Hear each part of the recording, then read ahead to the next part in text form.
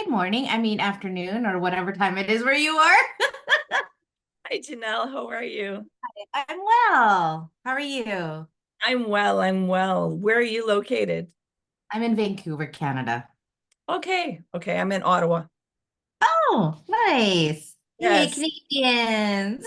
exactly. It's not too often you get a fellow Canadian. It's like Americans, Australians, New Zealand, or UK. So it's like when I get a Canuck, I'm like, you understand the politics, you understand the culture, even though each Right. province is its own culture and society, which some people are like, what? And I'm like, oh yeah, each province is totally Yeah. different environments.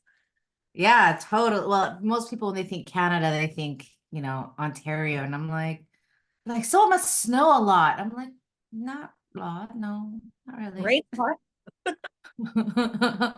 No. I mean, I'm a tropical girl, so anything under like 6 degrees is cold for me. I Welcome to the Lift Oneself podcast, where we break mental health stigmas through conversations. I'm your host, Nat Nat, and we dive into topics about trauma and how it impacts the nervous system. Yet we don't just leave you there. We share insights and tools of self-care, meditation, and growth that help you be curious about your own biology.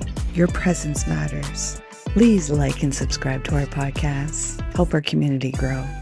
Let's get into this. Oh, and please remember to be kind to yourself. Welcome to the Lift Oneself podcast, Jeanell. I'm so thankful you're here with me.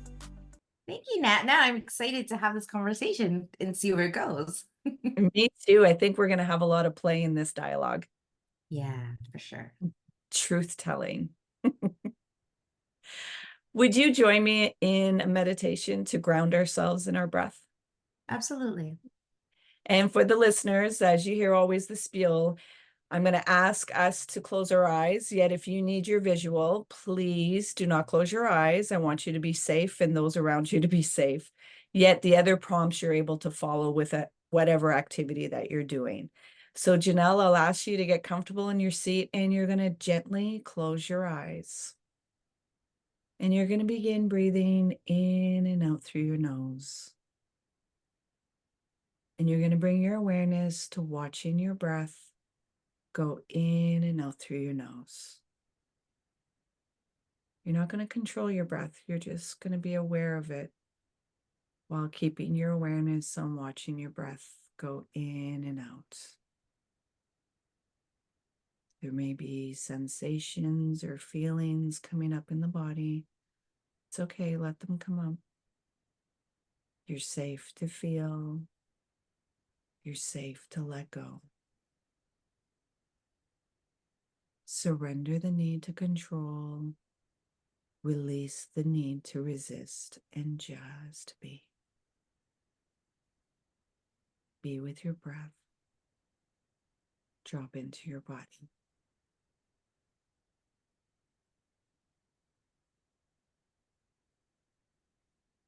Keep your awareness on your breath.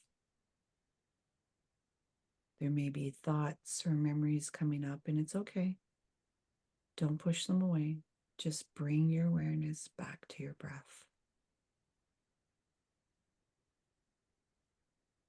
And drop further into your body.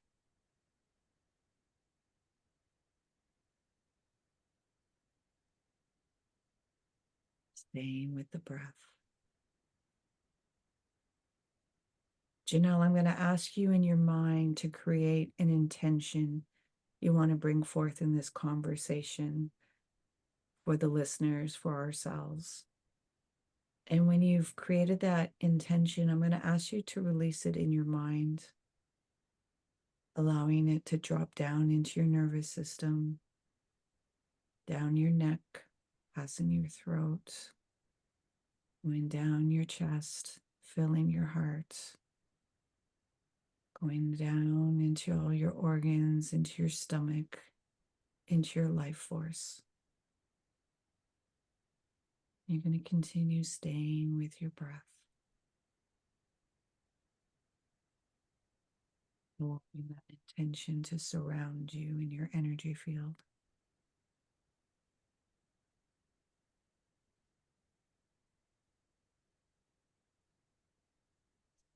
Staying with your breath and dropping further into your body.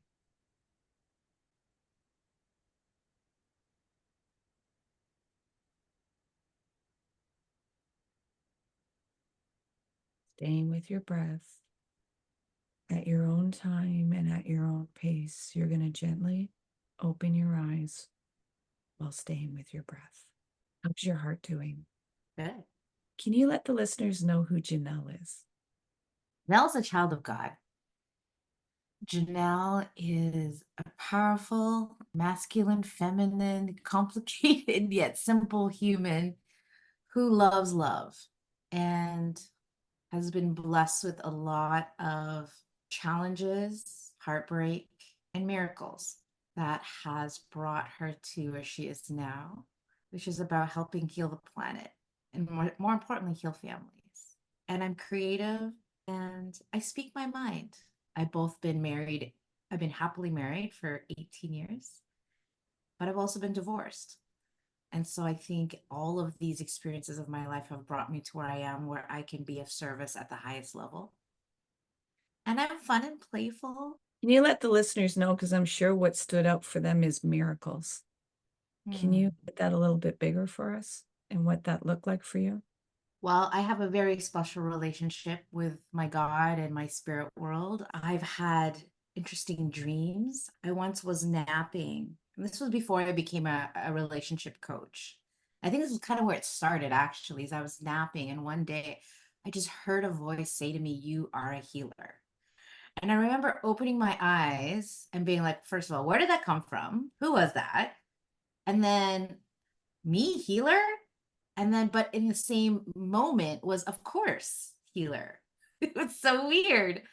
And my mom is actually a healer. She has traveled the world healing people. She was given a message that she had this mission to do, and she was just basically a vessel. She didn't remember a lot of the things that she was told or what came out of her mouth for people and what they needed to do to heal themselves. So she always had, I guess if you want to call it, assistants who, if people had questions like, what is it that you said about that thing? They would ask the assistant, not my mom, because my mom wouldn't remember. And so I grew up in a very, if you want to call it, holy religious family, being Filipino. God was always, part of our culture, and family has always been part of our culture. But one cool story I want to share is one day I was, I think in my late teens, early 20s. I can't remember how old I was. So I had a fireplace with a mantle on it, and beside it was, or on top of it in the corner was a statue of the Virgin Mary, which I've always had, and then a bouquet of flowers. And they were cut flowers from our garden that my mom had put there, I want to say a week maybe ago. And so it had already kind of like died, right? It's kind of that, it changes that color to that darker color. And it had big petals. I don't know what the flower is called, but it had like fairly large, almost like rose petals, but not a rose. Anyway, so there I am. I'm bawling my eyes out because I just got dumped. And I really like this guy. He was great.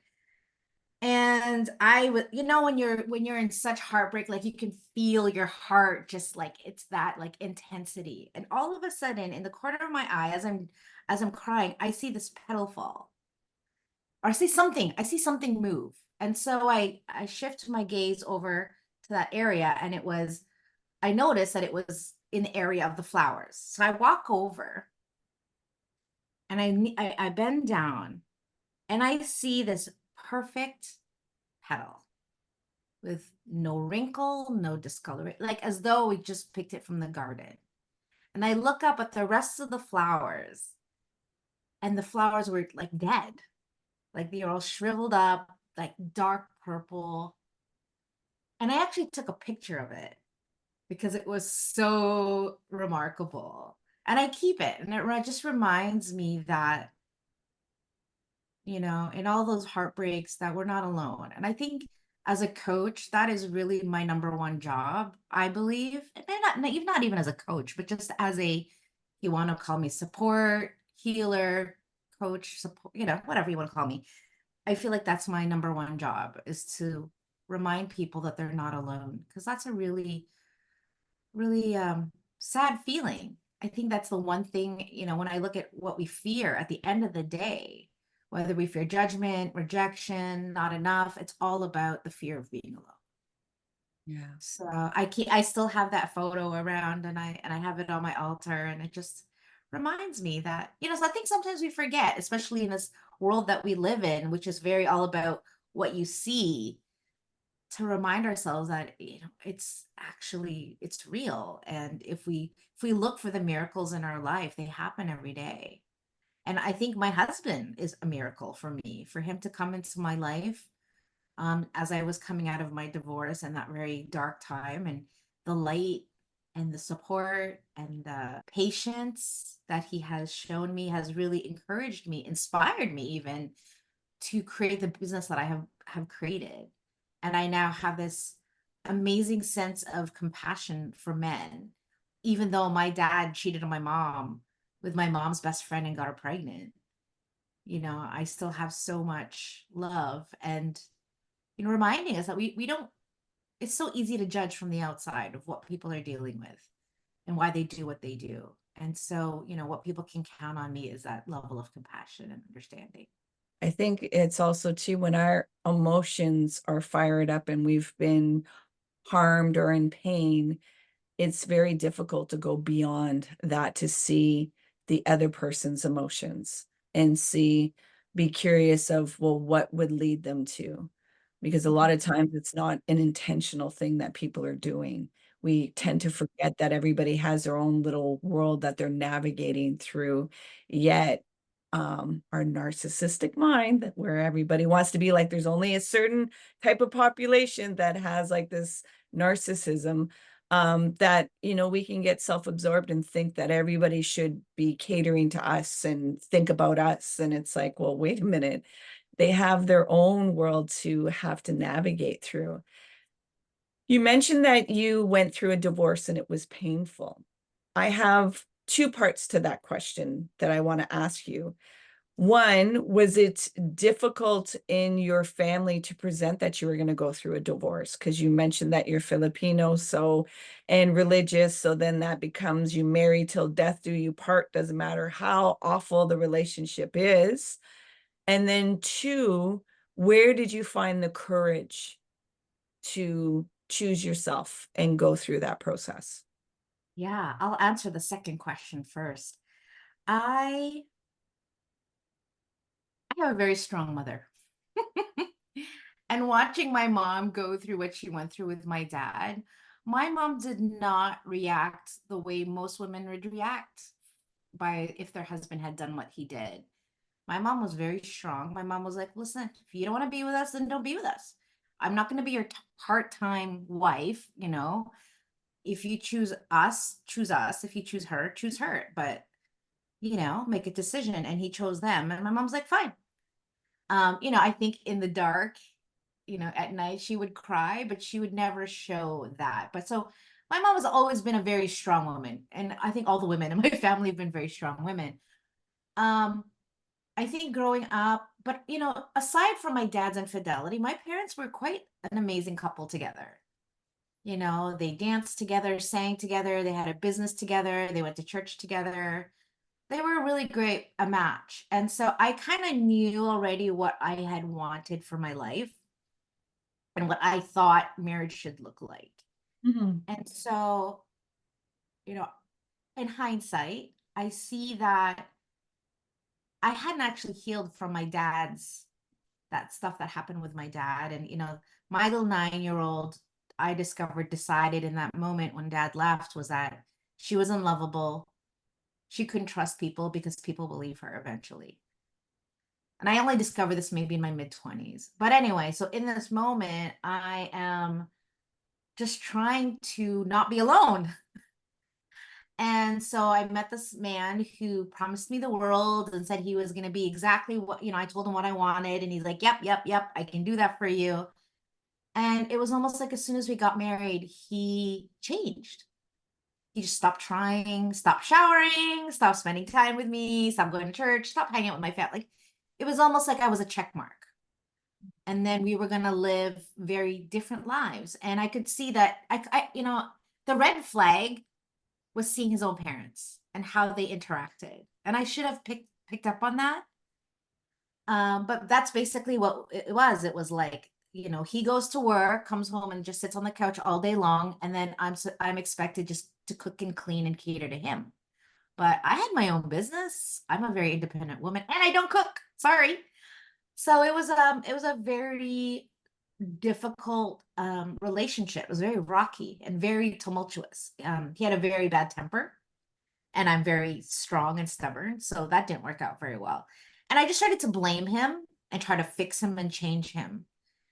And when I had sort of the clarity and I did a course about a seminar, I realized that I hadn't been being responsible for my own wounds, for my own expectations, and the way I was behaving because he wasn't the man that I had wanted him to be.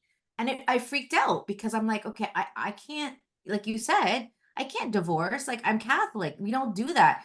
Are you telling me that I have to live with this for the rest of my life? And I kind of knew it by like month 2 or 3. It's like, this is not happening. So the more I tried to fix him and change him, the more he resisted. And it became this, this mother-son kind of, or yeah, dynamic, which I didn't sign up for. And so I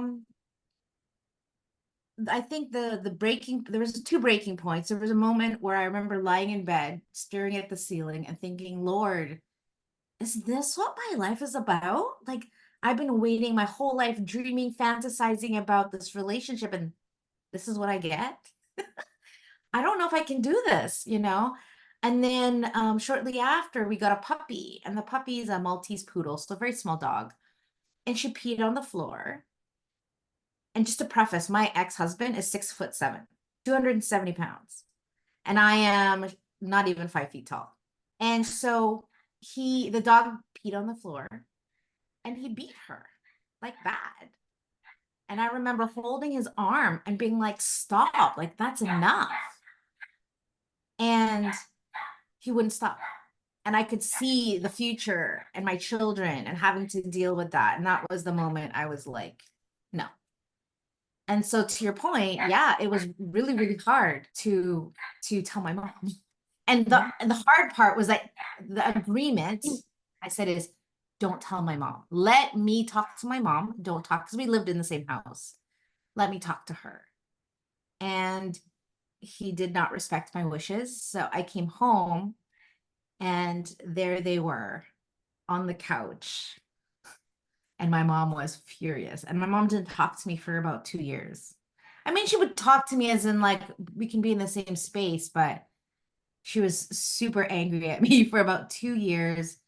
But you know what? I was okay with it. I knew that I needed to be responsible for her behavior, not her behavior, her reaction, because I knew her belief system. And I knew that I'm the eldest, the good girl, the golden child, the people pleaser. And so for me to do something like this was completely out of my normal way of being. Well, her expectation. Yeah, her expectation. And so I got that. I knew that when she and I had to also take responsibility for the fact that I didn't even tell her that this was happening. A lot of us, when we're going through those things, we don't share those with other people. No. We keep that to ourselves. Right. So I had to get responsible for that, I think. The pain that she went through a marriage and, your father did the things that he did and that, he left her. I get it that she didn't leave. Yet not to see that, like, wait a minute, if you're in a marriage and if it's not working, to honor you, to really be like, you know what, your joy and your mental health is the most important. Yet we can get so stuck in these expectations and what we What are believe. people gonna say? Right? Oh my God, perceptions and all that, where it's like, wait, are you seeing the individual? Are you seeing your child? Yeah. And the really scary thing too was I was starting to change into someone that I did not like. And I remember I was with my sister and him, and I think her husband, and we We had gone through, I think it was a McDonald's drive-through. And the way that he was speaking to the woman in the drive-through was so disrespectful. And it didn't even faze me. And my sister caught it and she goes, "You let him talk to you like that?" And I was like, wow, Notice it. I didn't even notice that I had changed. And the old Jeanell definitely would have never said anything. And these are the things about relationships. If we haven't taken inventory of our wounds and the trauma and the separation from worth and self, we don't realize that the wounds are looking for comfort in places that are harm, and where we have to dim ourselves and change our personality to be able to navigate in the environment. Because if we were fully awake, there was no way that you would be tolerating any of this. Yet this is the thing about, what trauma can do, and where people are like, well, why can't you see it? And it's like, well, it's because there's these defense mechanisms that have been created that are protecting my psyche from seeing myself, to feeling my true emotions, to really seeing my worth. Nat, sorry, my mom is knocking at my door and my dog is going crazy. Can we pause? Yeah. Now, after your divorce and going through all of that journey, can you give me what your definition of forgiveness is? My definition of forgiveness is giving up that anything is wrong. Because I think sometimes yes, it is about acceptance. Yes, it is about letting ourselves, releasing ourselves from the emotional prison that we put ourselves into because of someone else's behavior or our own. But I think at the end of the day, we can't have peace and happiness without forgiveness.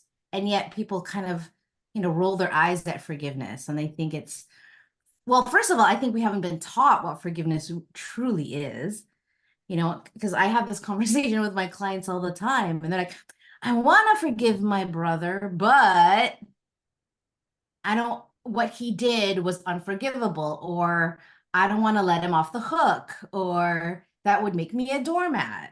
And so they think that it's about the other person, but it's really about our experience of life every time we think about that person or that thing that happened, which robs us of peace and joy and connection and happiness. And that's, so many of us, that's what we want. And yet we don't know how to do that.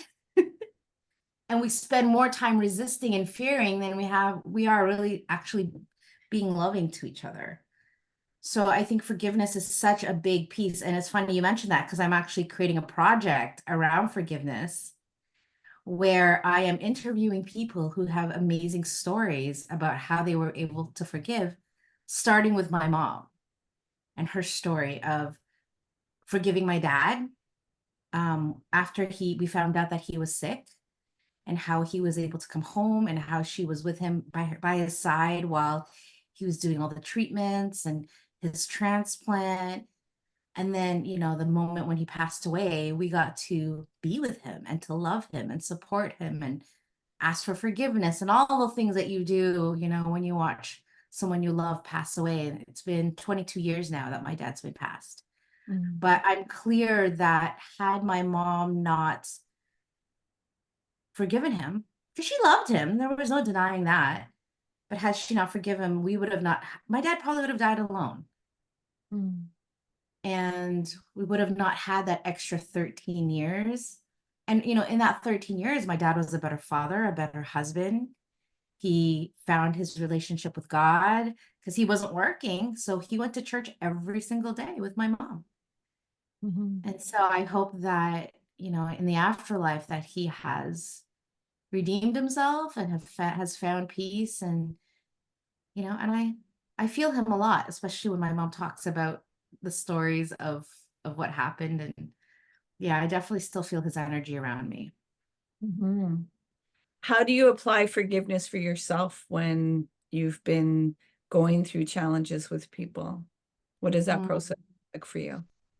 For me, I usually first of all ask myself, what is it that I need to forgive myself for before I even look at other people? So for example, the 8-year-old, little 9-year-old girl standing at the window, it's like, okay, what can I forgive her for? I can forgive her for not knowing or for feeling this way, for making up stories that her dad's a bad person, that, or making it that what he did is all what men do. And just not loving herself enough to feel worthy of having a great relationship. Because what I did was I was, in my teens, I was attracting and interested in men that I knew would never be good for me. So I guess subconsciously I was like, well, if I know they're going to leave me, why would I find a great guy? Right. And so I dated the liars, the cheaters, the abusers, the ones who told me that crying was weakness. And yeah, it created even more damage. So yeah, but I truly think that forgiveness is the pathway to love and peace and happiness, all the things we want, because we're dealing with humans and other humans who are flawed, who don't think like us, who have their own wounds. Right? Hurt people. And I think just remembering that reminds me to have compassion, because we don't know what's going on for the other person. The other thing I also think about when it's with someone else. So I had a best friend who hurt me, just kind of left. She had her own stuff going on and was kind of like, yeah, I can't, I need to take a break, if you will. And she just wasn't there for me. And it was very hurtful because we had kind of created this really strong bond, this like together forever, And part of my brain was like, okay, do I just kind of wait and hold on, put this relationship on a shelf, and when she comes back, pick up like nothing happened? Or do I just let her go completely, like almost like dumping, if you want to call it, and just take her out of my life? And what I asked myself was, okay, well, Jeanell, what are you actually committed to? Because I think from a place of what I'm committed to, the ego is now set aside. So I asked myself, what am I committed to? And what I got was, I'm committed to peace. Peace for her, peace for myself. Because again, I don't know what she's dealing with. I know she's dealing with some parental old wounds. But I don't actually know what it's like for her. And so if I can just bless her and pray for her, and more importantly, know that it's not about me. Because I think that's the hurtful part, right? We think it's about us. Like, what did we do wrong? Or what did I do wrong? And is she being honest with me? Like, is there something that I did wrong? And she's not telling me I did it wrong. She's just saying that it's not me, it's not you, it's me. Right. But I think that's the most current situation where I really had to apply these principles in order to heal and be okay. And yeah, our relationship is great again. Now, not the same as it was, and that's okay. But it was and what the gift in that whole situation was, I had to learn to be my own best friend, because my whole life, like, I'm the eldest of three, so I've always had my siblings around. I'm super close to my mom. I've always had friends, right? I've never lived alone. So really, truly being alone in that moment. And my husband his dad had just passed away. So he was in Newfoundland, where he's from. And my mom was in the Philippines. So my usual pillars of strength, if you will, were not around. And I really had to stand for myself. And it was kind of scary. And I know that sounds silly for some people. Like, what do you mean? But I didn't know myself by myself and long enough to know who I truly was. And so it was actually a gift, because I really got to discover who I am, how to be my own best friend, and to talk to myself in a way that is not, diminishing. Because I think that the normal voice is telling me that I'm not good enough, I'm not smart enough, I'm not enough of whatever, right? Fill in the blank. And yeah. Now, I know for some listeners in your message, there's a lot of repair and staying connected with the person with forgiveness. What does your boundary look like for people that you cannot be around, that you have forgiveness, you open your heart, yet they are not to be around you. Because I think that's another misconception that people have with forgiveness is you forgive and then you let the people in. And it's like, That's well, right. if they're willing to do their work, because for me, the definition of forgiveness is doing the work to open your heart back up. Because when you've been, with those dense emotions of anger and fear and sadness and pain, that, there's an armament around your heart. And there's looping of wanting that other person to suffer, but really you're just swallowing the poison. So Exactly. how do I open up this heart and stop swallowing this poison to come into the space of peace, like you're mentioning, and joy?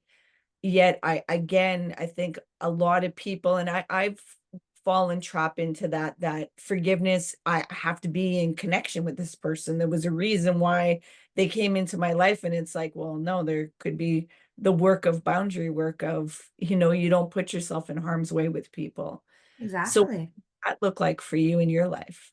I think just getting real clarity about I have a philosophy around people coming into our lives. Some of them are there for just a split second, some are there for a season, some of them for a lifetime.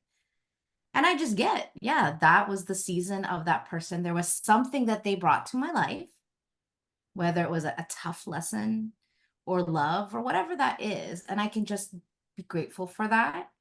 And it doesn't have to continue if it doesn't serve me. But here's the thing, Nat, I think a lot of people, what's missing is they don't know their values.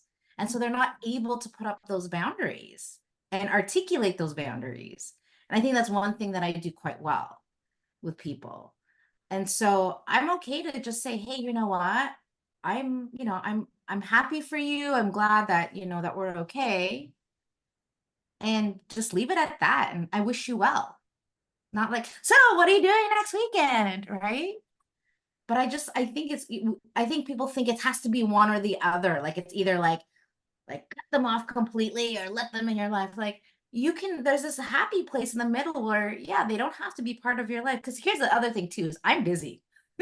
So I'm not going to spend time with people or things that don't serve me. Mhm. And you just have to be that clear about what it is that you want in your life and what is going to take, what is worthy of your time and space. And if that person isn't, or that thing isn't in alignment with your values and it doesn't bring you joy and happiness, but if you don't know your values, you don't know that. And so you let everything in. And so with my clients, that's usually the first thing we work on is like, what are those values so that you can create boundaries and your gut is a hard yes or a hard no. But I think that's where we sometimes get lost, Yeah. including myself, for sure. It's always a work in progress.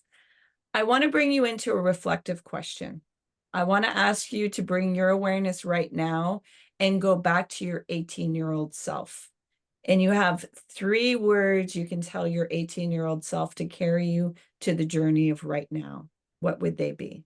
18-year-old self. Interesting, because when I was at 18, I was dating a very abusive guy. The one who would tell me when I cried that I belonged in a mental institution, that I was weak. So it's really interesting as I stand at 18. The first thing I just right away is like, love yourself. I'm clear that I'm not your normal. I have beat to my own drum, I've done my own path my entire life. Every time I try to fit in, it never works. I think love yourself is first. I feel like just love yourself is so much of it. Love your quirks, love your flaws, love your shortness, love your intensity. Because I think so much of my life, I tried to play small and be small because no, I felt like being myself was too much for other people. And it often resulted in me feeling alienated or made fun of because of my extrovertedness, maybe. But yeah, love yourself is the only thing I can really hear right now. It's good. It's a powerful one. It's a big one, right? It's just like when you're 18, you're trying so hard to fit in, to be loved, to not be alone, to be pretty, to be tall, to be skinny, to be all these things, and just being like, you know what, who I am is okay. It's Exactly. perfect. Exactly. As you mentioned at the beginning, a child of God, yet we think that Mhm. we forget the diversity, and we're so lured into the comparison trap or a model of what perfection and beauty looks like. So we're always lured outside of accepting our uniqueness, accepting, our quirks, our flaws, our imperfections, our accolades, our beauty, like all these different things come all together. And, again, being tethered into what brings joy and peace for you rather than what is lured on the outside of this perception of a mask. Yeah, I definitely wore a mask for a very long time. I think when I was a kid, I was molested and by a distant family member, grandfather figure.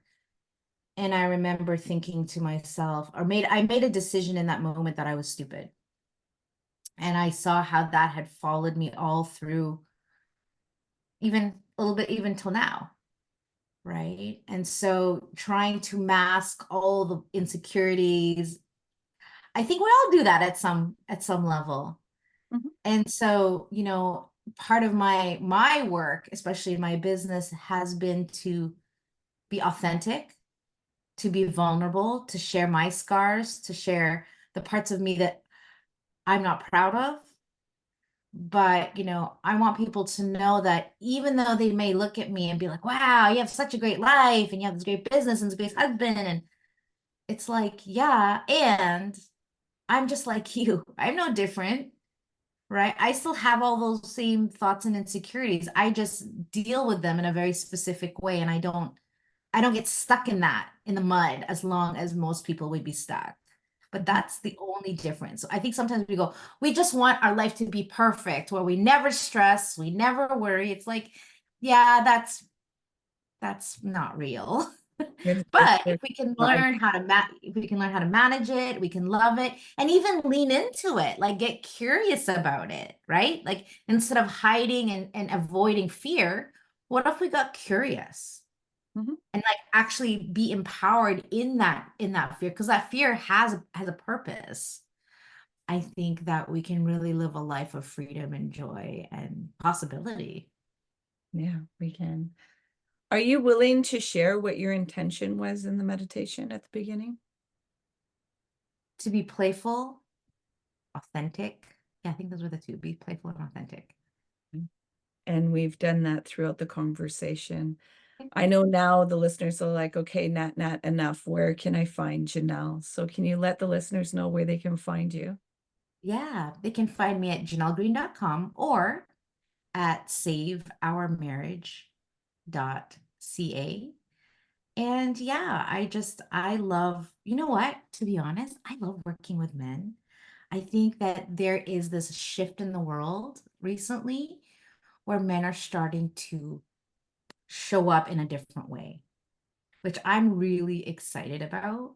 I mostly work with couples and I work with singles, but the interesting thing is more men are showing up and putting their hand up and saying, I need to work on myself. I need to open my heart. I realize that, what happened with my parents is keeping me from being a great husband. And it's so encouraging for me that men are putting their hand up and also, more importantly, willing to show their emotions and understand their emotions. Um, so I just love my work. I really do. And it feels very spiritually led. And I feel like my husband has been the greatest partner, supporter, cheerleader that I could ever ask for. And, our marriage really is, I think, the secret sauce to the work that I do, because I'm not just talking about like, here's what you should do about your marriage. We're like, here's what we do. Here's where we got stuck, and here's how we solved it. And so it's like on the court in reality. And they're like, oh, okay, I could follow that. And then they could just replicate that. And so it's pretty amazing to be with people who are on the verge of divorce or have just experienced infidelity themselves, and helping them get on the other side of it in a matter of months, not years, not decades, but quickly. And so I see miracles every single day in my work. Beautiful. Well, I want to thank you, Jeanell, for this playful and authentic conversation and the alchemy that you've done in your life. You've taken the impurities and you've transformed them into gold, and not just keeping it for yourself, you're sharing it with others. So I want to thank you for doing that and the light that you bring into this world. Thank you, Nat. You as well. Same. Please remember to be kind to yourself. Hey, you made it all the way here. I appreciate you and your time. If you found value in this conversation, please share it out. If there was somebody that popped into your mind, take action and share it out with them. It possibly may not be them that will benefit. It's that they know somebody that will benefit from listening to this conversation. So please take action and share out the podcast. You can find us on social media, on Facebook, Instagram, and TikTok under LiftOneSelf. And if you want to inquire about the work that I do and the services that I provide to people, come over on my website, come into a discovery call, LiftOneSelf.com. Until next time, please remember to be kind and gentle with yourself. You matter.